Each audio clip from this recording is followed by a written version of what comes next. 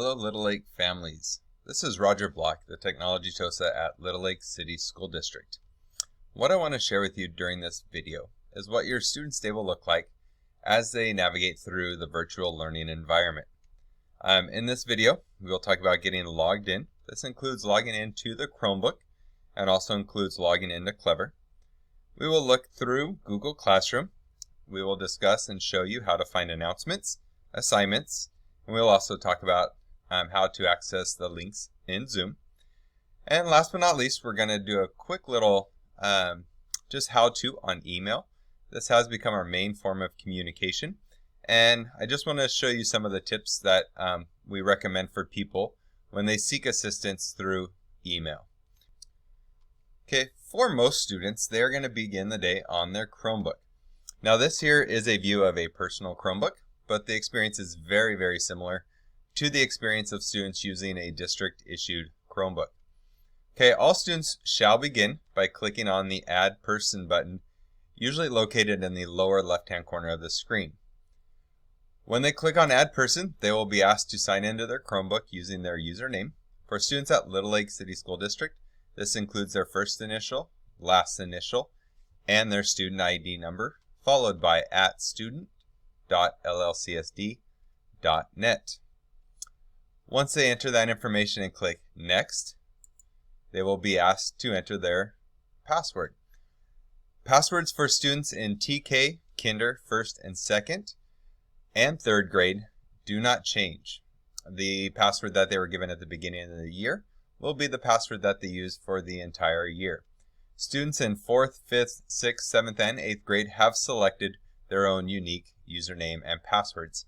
If for some reason those passwords are forgotten and need to be reset, please have their teacher reach out to the tech department and we can get that reset for you. Okay, once they've entered that username and password, they will be brought to the home screen. The home screen for the Little Lake City School District is Clever. And Clever is a system that will allow and help students log into the various programs and applications that we have installed and that teachers are using throughout the district. Now there are two ways to log in. If your student is a TK, Kinder, 1st or 2nd grade student, they can use the Clever Badge login. The Clever Badge login allows them to use the camera to use their student-specific badge to log in.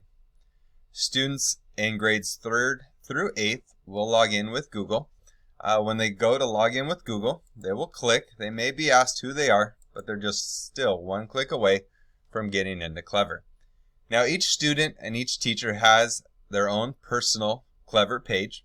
These are set up based on the classes they are enrolled in, but they all generally work the same. Okay, all Clever pages will have links attached to them, and from this page, students are just one click away from the applications or programs that they need in order to be successful during their day.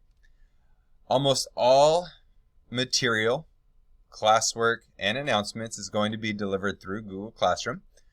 So to access Google Classroom, a student would just simply click on the Google Classroom link.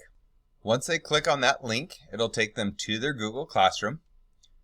Okay, to enter that Google Classroom, they would simply click on here. Now, if your student has multiple subjects, they may have multiple classrooms set up. This is especially true for those in the middle schools. A simple click will get them into the classroom. Now, in Google Classroom, you have a few sections that you need to be aware of. The first one is the Google Classroom Stream. The Google Classroom Stream works as a message board. It's a great place for teachers to place announcements, to pass out information that you may need. From here you can see on this stream, it has the option to join a Zoom room. Okay, so this is one place that teachers do like to place their Zoom links so that students, it's one of the first things they see when they open up their Google Classroom. You can also see here that they have posted an assignment for that student to complete. And you can also, if I scroll down, you can see that it is also a place for them to put announcements for their students to read before classes get started. The other tab to be aware of is the Classwork tab. Now in this Classwork tab, you can see a few things here. One, you have some assignments here that this teacher has placed into the classroom. You can also see larger headings. These are topics that the teacher has chosen to use to organize their classwork. Now, all teachers do use Google Classroom in a way that they think is best for their students and the way their class is organized. Not all will look like this, but it is up to the teacher's discretion to use this in a way that makes learning for their students effective and also makes their teaching style effective. To open up an assignment, all a student would do is click on the assignment. You can see here when they open it up, they do have the assignment here. I can see here that this one has been turned in, but if I do want to view this assignment, I can simply click View Assignment. Now from here, I do want you to be aware of a few things here. One, this student has turned in this work, but if your student does want to continue working on that and it's not quite ready, they can always unsubmit that work.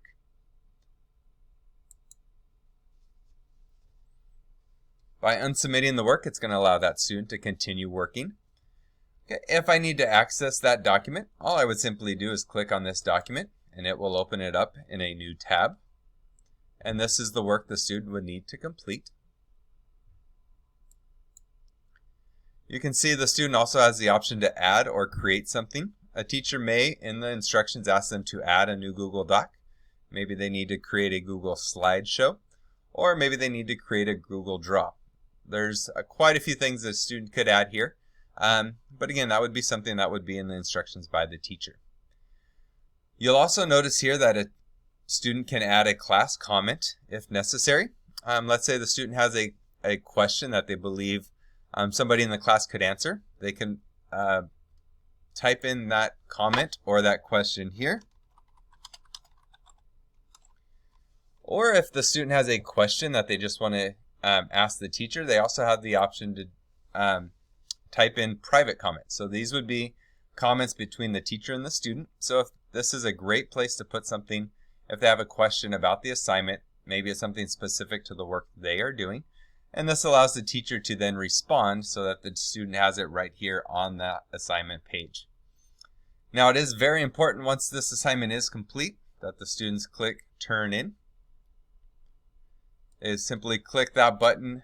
They will confirm that they want to turn that assignment in.